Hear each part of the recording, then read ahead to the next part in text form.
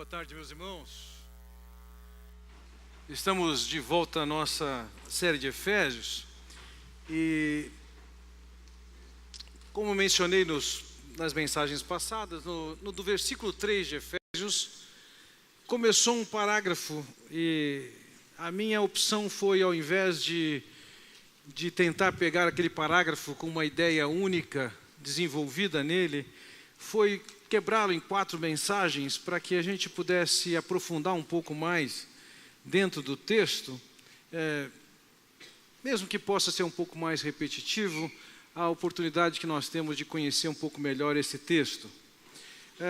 Por conta disso, eu preciso lhes dar um contexto aqui do que nós temos falado nesses dias. No versículo 3,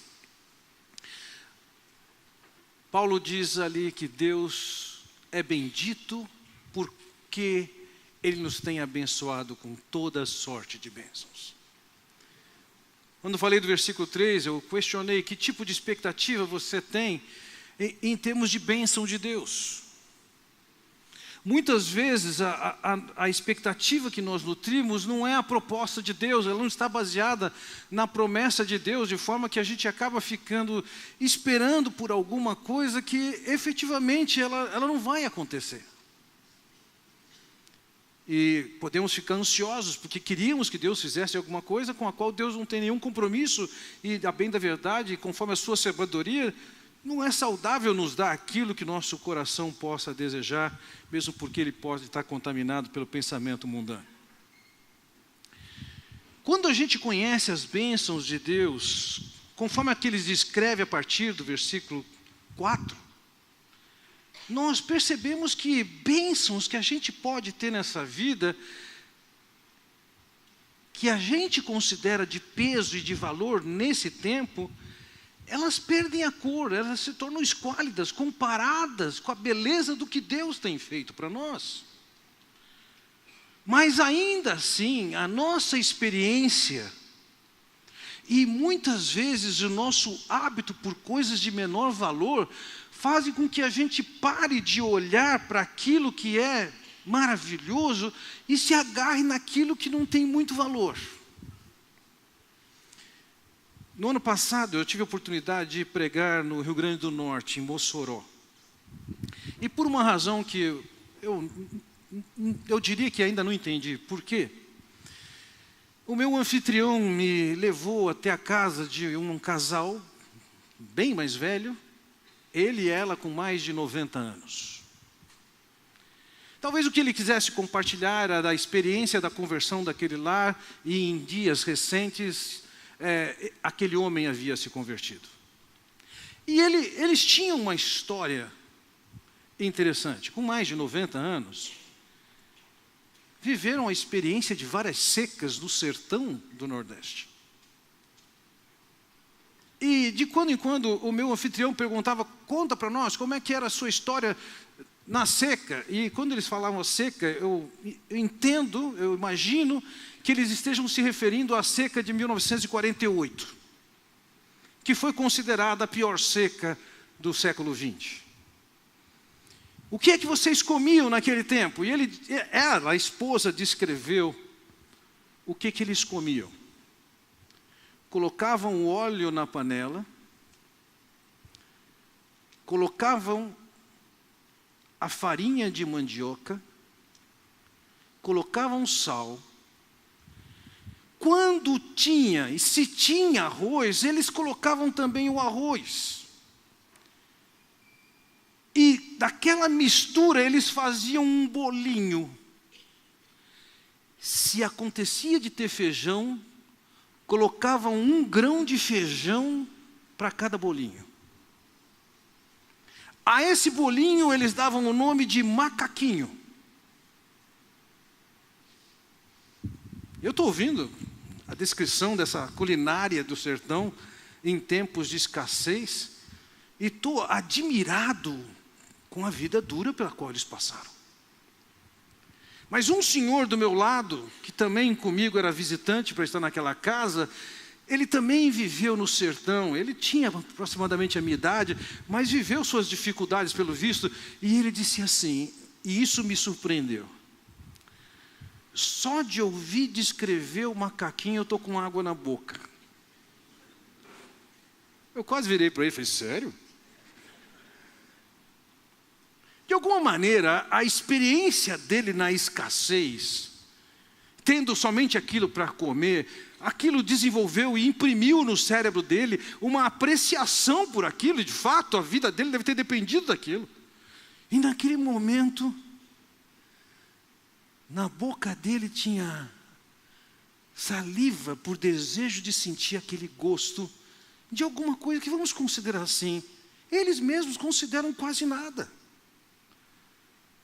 A seguir, o meu anfitrião disse para ele assim, isso foi no tempo em que vocês comiam a cabeça do porco? Eu falei assim, não, no tempo da cabeça do porco a gente já era rico.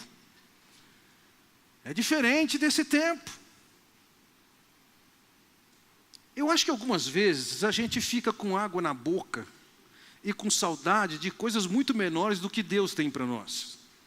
Deus coloca diante de nós fartura e bênçãos fantásticas, e nós muitas vezes ficamos presos àquilo que é quase nada, e até ficamos desejando e pedindo para Deus aquilo que é quase nada. Ao longo do capítulo 1, do versículo 4 em diante até o versículo 14, Paulo vem alinhando e falando a cada momento de uma das bênçãos que Deus nos deu. Então ele começa dizendo, lá no versículo 4, antes da fundação do mundo, Deus nos escolheu para que nós fôssemos santos e irrepreensíveis. Lá naquele tempo, Ele nos predestinou, já marcou, para que nós viéssemos a ser seus filhos. A seguir, no versículo 6 e 7, ele continua dizendo, é em Cristo que nós temos a redenção, ou seja, nós fomos comprados e declarados libertos, é em Cristo que nós temos os nossos pecados perdoados, toda a culpa foi tirada. É em Cristo que nós recebemos toda a sabedoria e todo o entendimento, para que com essa sabedoria e entendimento, a gente possa ouvir o Evangelho, entender o Evangelho, acolher o Evangelho. E uma vez que acolhemos o Evangelho, nós agora somos chamados de herança de Deus, ou seja, nós temos um valor diante de Deus. Quantas bênçãos! Mas é possível que a gente se perca com aquilo que é de menos valor. Ele vai continuar falando das bênçãos, mas aqui cabe uma consideração. Você está certo de que aquilo que Deus diz que tem feito é uma realidade, você confia? Veja, é comum e é de certa forma esperado que na condição da imaturidade em Cristo, que todos nós passemos por dúvidas, mas será que o que Deus falou é mesmo? Será que a fé que eu empreguei é a fé necessária? Será que essas coisas vão se consolidar como Ele promete? A dúvida faz parte da nossa experiência. Muitas delas parte da experiência enquanto nós estamos na nossa imaturidade. Que segurança que nós temos disso? Nessa tarde, começo de noite, eu quero falar com vocês sobre esse plano que Deus tem de salvação para nós, que nos alcança na condição de perdidos. Que plano esse, como vimos, foi projetado na eternidade passada, foi executado pelo seu Filho, o Senhor Jesus Cristo, mas que esse plano tem a garantia de que ele vai ser consolidado, vai ser consumado em ocasião oportuna. Nós podemos, por uma razão ou outra, nos sentir inseguros, em dúvida. E o que eu pretendo nessa noite é abordá-los com a proposta de limpar seu coração de dúvidas e inspirar no seu coração a segurança. E o que eu quero passar é que, efetivamente, a compreensão desses aspectos que eu quero focalizar com vocês agora, aspectos da salvação em Cristo, elas geram segurança em nossos corações, e elas redundam em louvor a Deus. Então eu gostaria que nós estivéssemos olhando aqui, agora, para as verdadeiras garantias. E essas garantias incluem também ações da nossa parte. Vejam, quando nós contemplamos o versículo precedente, e aqui a referência está errada, é o versículo 11, se não estou enganado, diz: nele digo, no qual fomos também feitos herança, predestinados segundo o propósito daquele que faz todas as coisas conforme o conselho da sua vontade. Paulo já deixou muito claro que Deus planejou alguma coisa e o que era da sua vontade. Ele projetou, ele planejou, e ele diz assim, e ele consuma tudo aquilo que ele vai fazer, que ele sonha, que ele planeja, ele determina e elas acontecem. Mas isso não significa que da nossa parte nós somos como que marionetes, que só estamos respondendo ao que Deus faz. Nós também temos participação nesse projeto de Deus que nos leva a desfrutar do plano dele e da segurança de que estamos no plano dele. Então eu quero olhar com vocês hoje para dois aspectos desse processo de salvação que estão apresentados nos versículos 13 e 14 de Efésios capítulo 1, e assim concluímos esse parágrafo que começou no versículo 3. O primeiro aspecto que eu quero focalizar com vocês aqui é acerca do que é o único processo da salvação, pessoal. Só tem um processo. E se o processo é diferente desse, há de se questionar da autenticidade dessa suposta fé ou religiosidade que possamos ter. Veja, tem sido bastante comum nos últimos tempos, é crescente, se passar a mensagem que, parte dela nós temos ouvido aqui, que Cristo morreu por todos os nossos pecados de todas as pessoas. Eu creio nisso. Agora, algumas pessoas dizem o seguinte: pelo fato de Cristo ter morrido por nós e ter pago todos os pecados na cruz, todas as pessoas estão salvas. Todas as pessoas estão garantidas pelo Senhor Jesus Cristo. Ninguém vai para o inferno. No final das contas está todo mundo salvo. Mas será que é assim? O que eu quero olhar com vocês aqui é que, embora o plano de Cristo ele tenha sido realizado com absoluta eficiência, ou seja, quando Cristo morreu na cruz, os nossos pecados de todos, e todos os pecados foram pagos naquela cruz, isso não significa que essa eficiência funcione para todo mundo, porque a eficácia disso na minha vida pessoal depende de algo. Potencialmente, Cristo morreu e efetivamente pagou os pecados. Mas o que eu preciso fazer para desfrutar disso? Aqueles que são amantes das coisas das trevas, se fossem salvos por Cristo e mandados para o céu, isso seria um castigo para eles, não é o que eles querem. Então o que é que faz com que uma pessoa que está no seu pecado, tenha a realidade, conhece ou não a realidade de que Cristo morreu por elas, como é que ela entra e se torna participante do plano de Deus com segurança? O primeiro aspecto que eu quero focalizar com vocês aqui, é que para alguém estar efetivamente no plano de Deus, ela precisa ter ouvido. Ouvido o quê? Veja o que diz o versículo 13. Agora, vocês também ouviram a verdade, as boas novas da salvação. Paulo, ao se referir àquele povo e falar da segurança e das garantias que nós temos em Deus, ele começa dizendo que a mensagem dele é para aqueles que ouviram a verdade. Meus irmãos, É um grande engano nós pensarmos que agora, uma vez que Cristo morreu, então não é necessário mais fazer nada, e isso anula a responsabilidade de nós pregarmos o Evangelho, de investirmos em missões, mandarmos missionários. Afinal de contas, se Cristo morreu, por que nós vamos mandar missionário? Se o pecado de todo mundo está resolvido, para que mandar missionário? Para que pregar o Evangelho do Senhor Jesus Cristo? Em primeiro lugar, é fundamental que a gente entenda que a apropriação e o desfrute do plano de Deus precisa ser conhecido para que as pessoas tomem uma decisão. E é por isso que Paulo diz aqui: vocês ouviram essa mensagem. Aqueles a quem está sendo oferecido e desfrutado, e com segurança, esse plano de Deus, eles tiveram a oportunidade de ouvir essa mensagem. Porque se não ouvir a mensagem, não tem chance de haver salvação.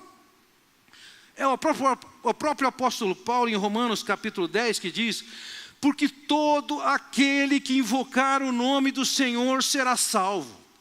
Como, pois, invocarão aquele em quem não creram? E como crerão naquele de quem não ouviram falar? E como ouvirão se não houver quem pregue? Veja, há uma sequência aqui. Faz-se necessário que alguém pregue.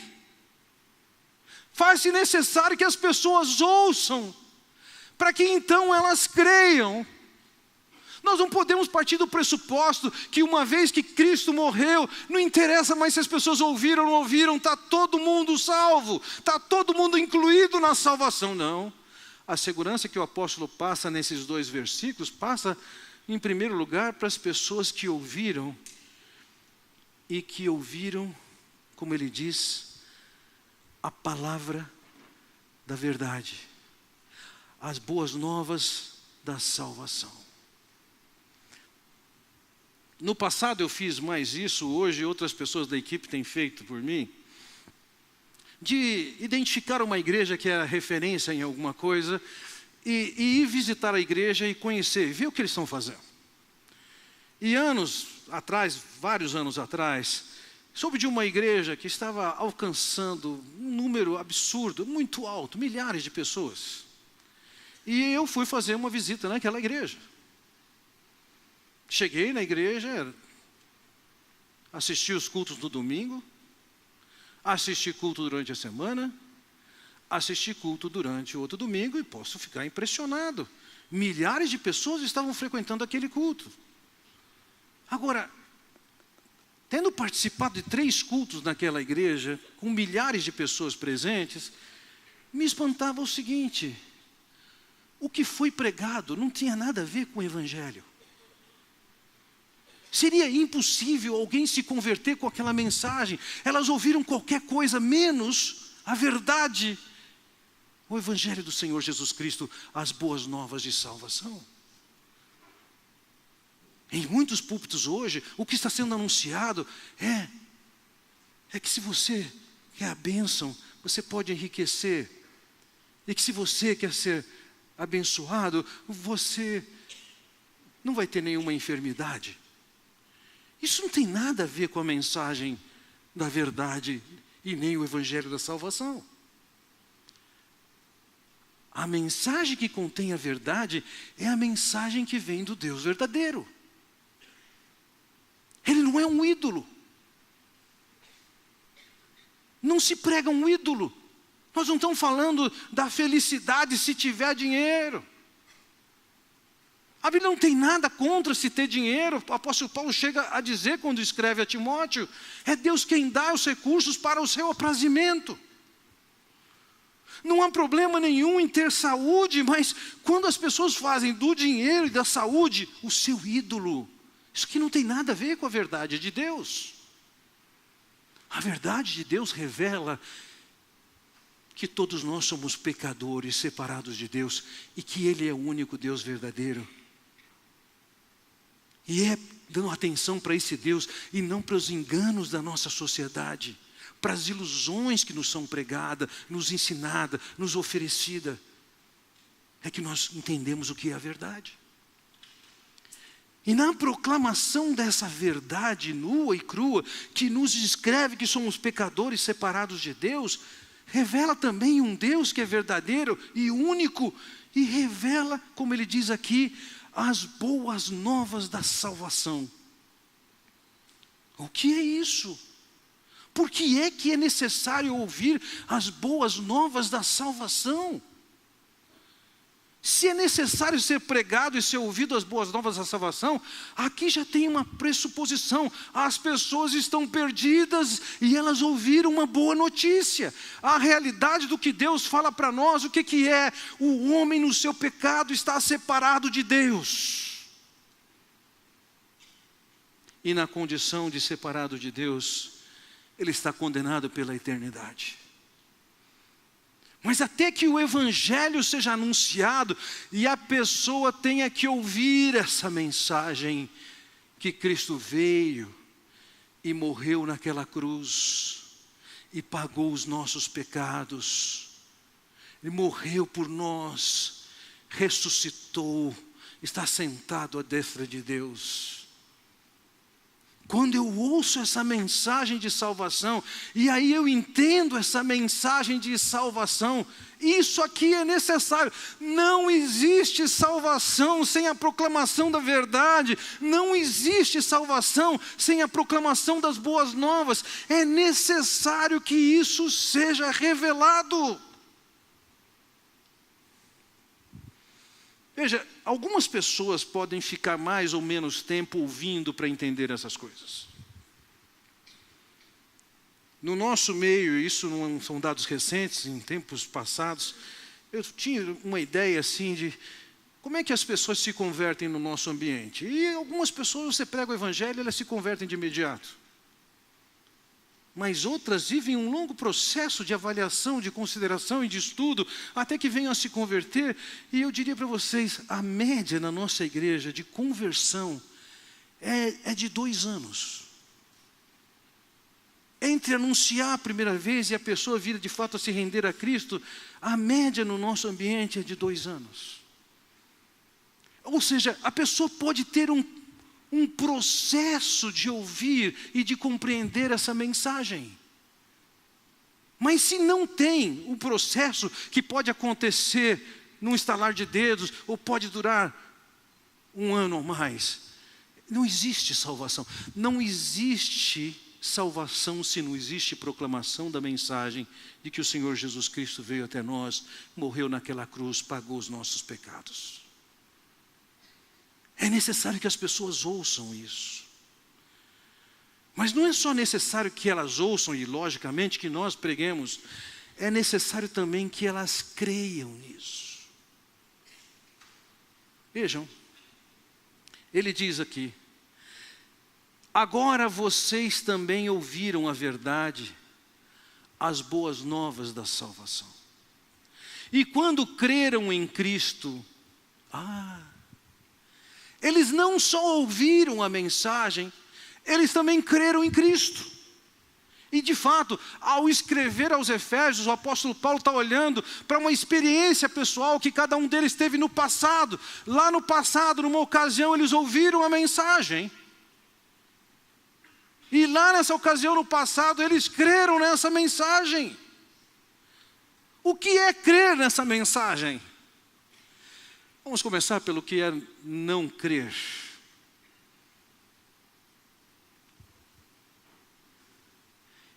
Crer em Cristo não é a mesma coisa que o ditado diz: cautela e caldo de galinha não fazem mal para ninguém. Vamos lá. Você crê? Todo mundo crê.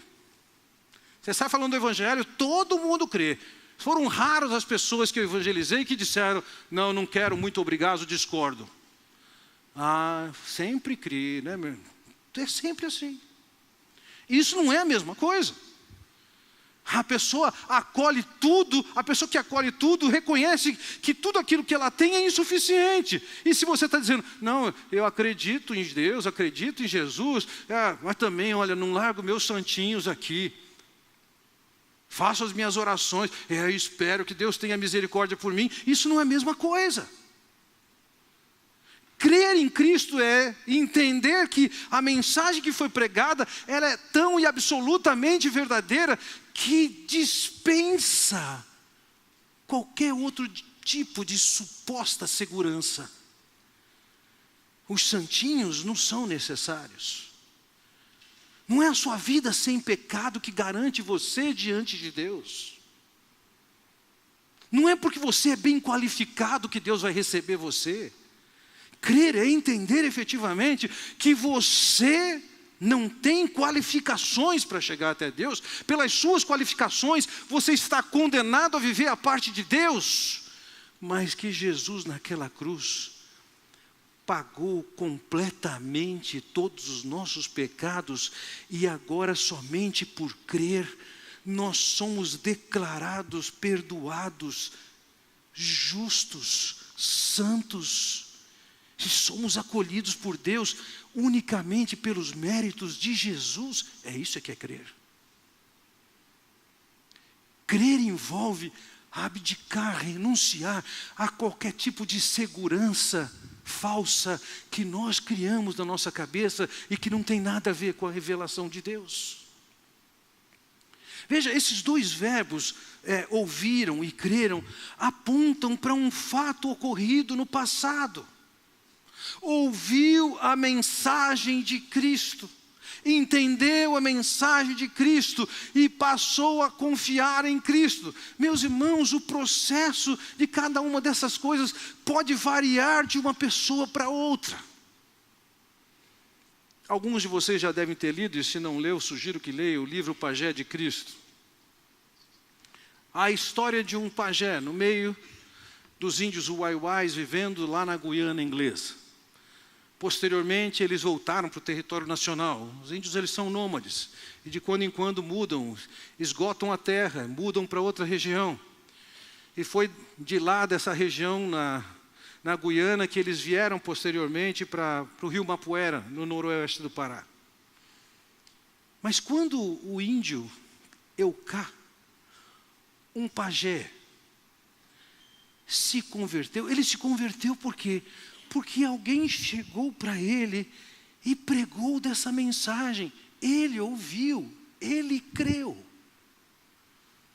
Entendo e reconheço que existem casos de pessoas que podem viver um processo que tem alguma coisa de espetacular, que inicialmente até pode ser que a pessoa não tenha ouvido e crido. Há um outro livro, infelizmente não está em português.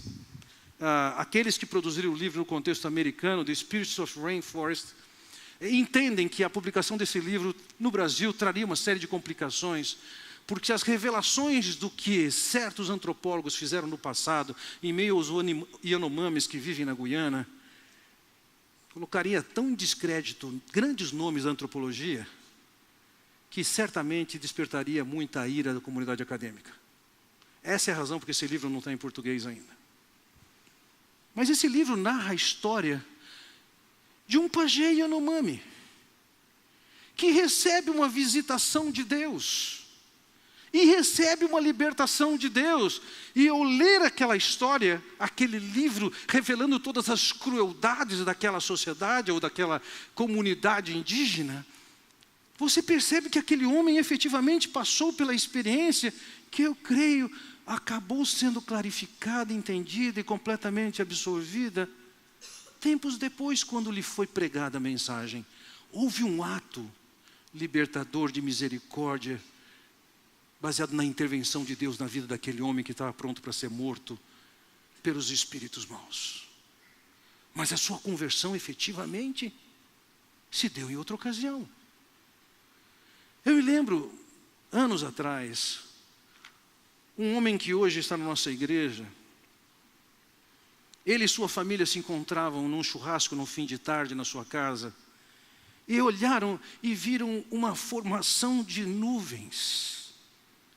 E toda a família, diante daquele quadro das nuvens, eles entenderam que aquilo era uma mensagem de Deus para eles. Aquilo, de alguma maneira, mudou a história de toda aquela família.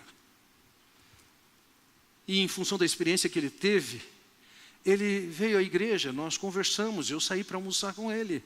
E ele descreveu a história magnífica de como Deus se manifestou para toda a sua família com um toque celestial. E naquele almoço eu falei do Evangelho do Senhor Jesus Cristo. Foi ali que ele ouviu. Foi ali que ele entendeu. Foi ali que ele creu.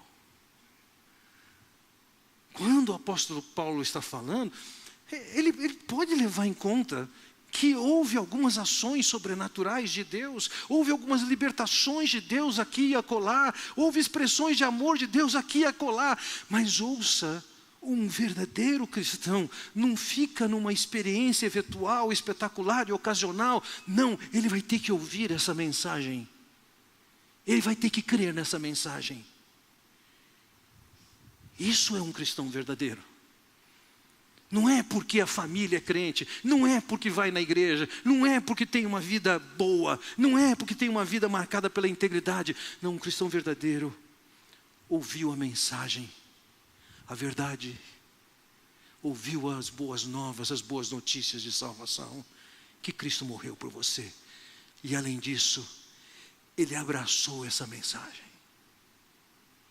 Ele creu. E na história de cada um, em momentos passados, nós vivemos essa experiência. E se não vivemos, é agora que você tem que viver. Porque é aqui que começa a experiência de um verdadeiro cristão. Não é entrando na igreja, não é gostando da atmosfera. Como eu gosto dos fluidos que correm aqui. Tudo isso é bobagem. O que é fundamental é você ouvir essa mensagem e crer nessa mensagem. Esse é o primeiro aspecto. Mas uma vez ouvida essa mensagem, entendida essa mensagem e crida essa mensagem, isso nos leva ao segundo aspecto que eu quero focalizar com vocês aqui.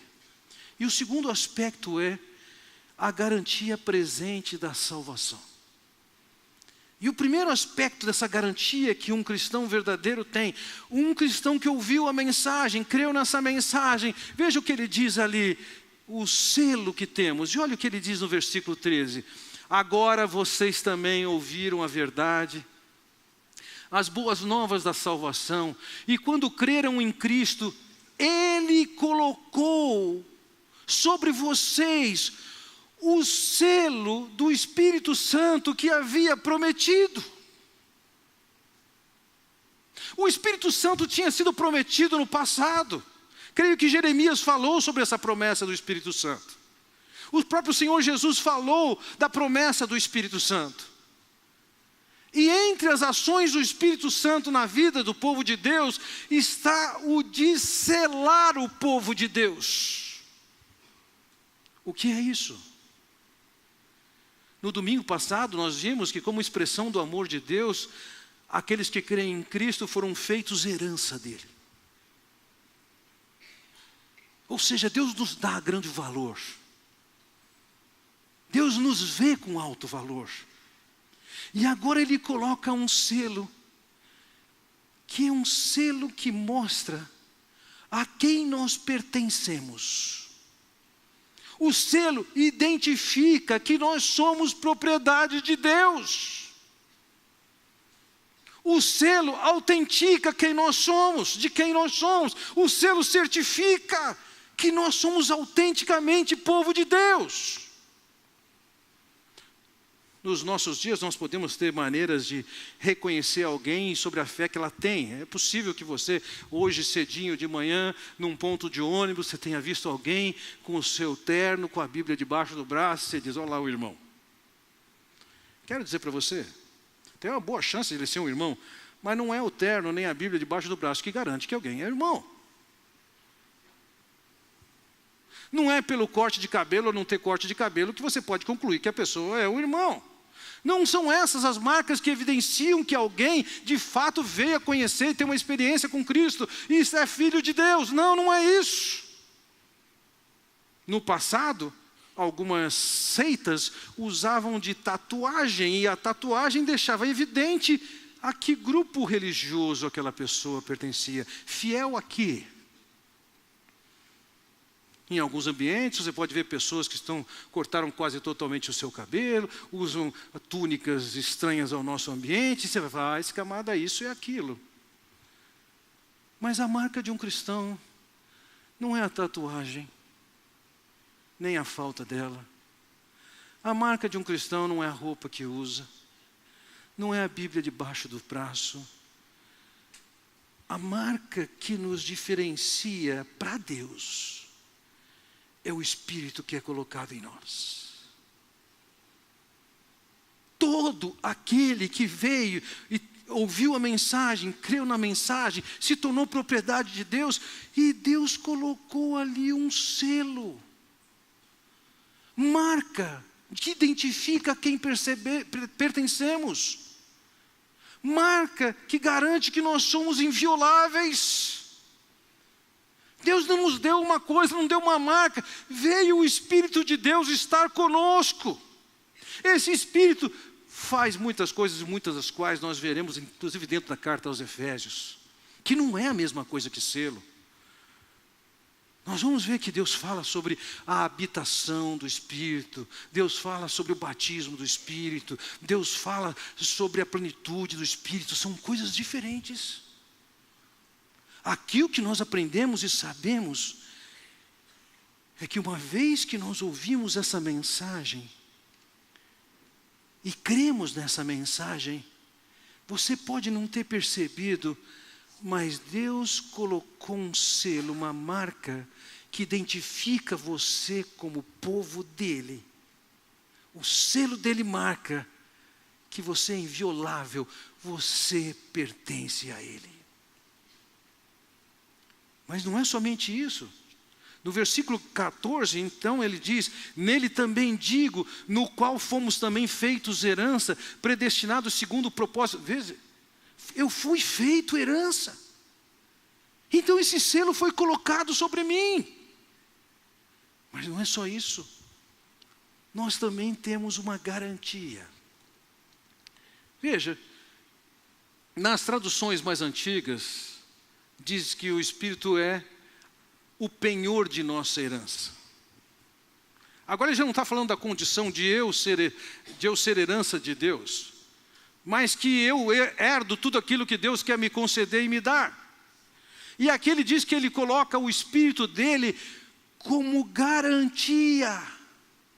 O que é isso? Poderia colocar aqui que o Espírito é a caução, é o depósito de adiantamento. Quando você entra numa operação comercial importante, não estou falando quando você vai comprar chiclete na padaria, mas quando você vai comprar um imóvel, um automóvel, é possível você fazer o quê? Olha, eu estou dando aqui uma garantia, estou dando uma entrada, um sinal. Isso é somente um acordo prévio, até que a documentação esteja pronta, que possa se consolidar a compra. Então é dado um sinal, uma caução, um adiantamento. E aqui ele está dizendo que no momento em que nós ouvimos a mensagem, cremos, independentemente do processo que tem para trás, até chegar nisso, quando nós cremos, nós recebemos de antemão já uma garantia. A garantia do quê? Do que Deus planejou fazer por nós e nas nossas vidas. Vamos lembrar, antes da fundação do mundo, Deus escolheu para a gente ser santo e irrepreensível. Nos predestinou para sermos filhos, membros da sua família. Tivemos nossos pecados perdoados. Fomos resgatados por Deus. Temos toda a sabedoria e entendimento, fomos feitos herança de Deus, ao longo das Escrituras temos promessas das maiores. Somos herança de Deus e somos herdeiros de Deus. Somos o povo que foi chamado santo. Fomos chamados para sermos semelhantes ao Senhor Jesus Cristo. Totalmente libertos do pecado. Deus está dizendo o seguinte: aqui está o meu Espírito. Não é qualquer coisa, é uma pessoa que vai estar em você. Isso aqui é a garantia de que eu vou completar o que eu comecei. Vejam, Posso entender, é relativamente natural entender que quando você chega numa igreja, você tem a expectativa de que as pessoas sejam santas. Mas sabe, quando você vive numa igreja, você tem a experiência de se decepcionar com pessoas. Você tem a experiência de se desapontar com pessoas. Você tem a experiência de uma forma ou de outra, ser prejudicado e lesado por pessoas, mas por pessoas de uma igreja. Como é que pode numa igreja ter gente assim? É porque nós não chegamos no estágio final. Se nós tivéssemos chegado no estágio final, em que nós não tivéssemos nenhum pecado, é você que não poderia entrar nessa igreja. Você ia estragá-la. Mas a realidade é que, sem nenhuma exceção, começando por mim, todos nós somos pecadores. E se nos unimos aqui, não é porque a gente é perfeito, mas é porque a gente foi salvo por Jesus. E nós recebemos o selo de Deus dizendo o seguinte: você é meu. E nós recebemos a garantia de Deus dizendo: eu vou completar o que eu comecei em vocês. Talvez você, ao longo dessa semana, tenha se deparado com um pecado que de novo você cometeu. E traz uma culpa danada. E talvez isso esteja gerando em você aquele sentimento: não é possível, será que eu sou cristão mesmo? Você recebeu o Espírito, que é a garantia. Deus está dizendo: eu vou completar o que eu comecei. Por enquanto, nós não alcançamos o estágio final.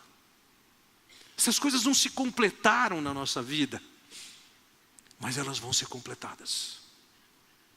Como o apóstolo Paulo escreve, quando escreve aos Filipenses, capítulo 1, versículo 6, ele diz: aquele que começou a boa obra em vós, há de completá-la até o dia de Cristo Jesus. Mas qual é a certeza que a gente tem? É o Espírito. É o penhor. Um selo que marca que nós somos invioláveis e pertencemos a Deus. É o Espírito. Um selo que é um adiantamento que Deus está dizendo: você ouviu, entendeu, você creu nessa mensagem, agora estou dando meu Espírito, dizendo: eu vou completar o que eu estou começando em você agora.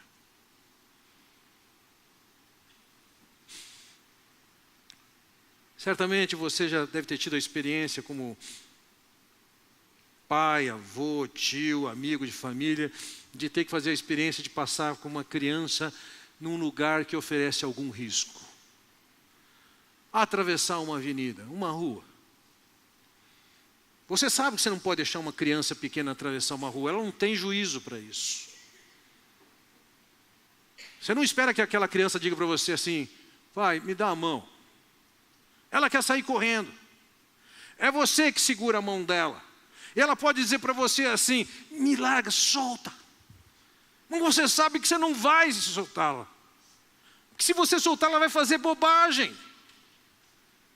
Na nossa vida com Deus é assim também. Nosso coração é seduzido, é tomado de dúvida, de incredulidade, de incertezas. E por vezes a gente diz: solta, deixa eu fazer as coisas. Deus diz: não, eu não solto a sua mão. Como disse o Senhor Jesus, aquele que o Pai dá para Ele, Ele de modo nenhum lança fora. Você pode querer soltar a mão, você pode querer correr, e Deus está dizendo: não, eu comprei você, eu coloquei em você o selo do meu Espírito, você me pertence. Eu coloquei em você o meu Espírito, que é o penhor, a garantia. Eu vou até o fim nesse processo. Onde é que está a nossa garantia? A salvação que foi planejada por Deus na eternidade passada, que foi executada por Cristo 2000 anos atrás, que foi apropriada por você em alguma ocasião no passado, quando você ouviu essa mensagem, entendeu essa mensagem e creu nessa mensagem, ela é também garantida por esse Deus. A segurança que nós temos é a segurança que Ele é quem consome esse processo.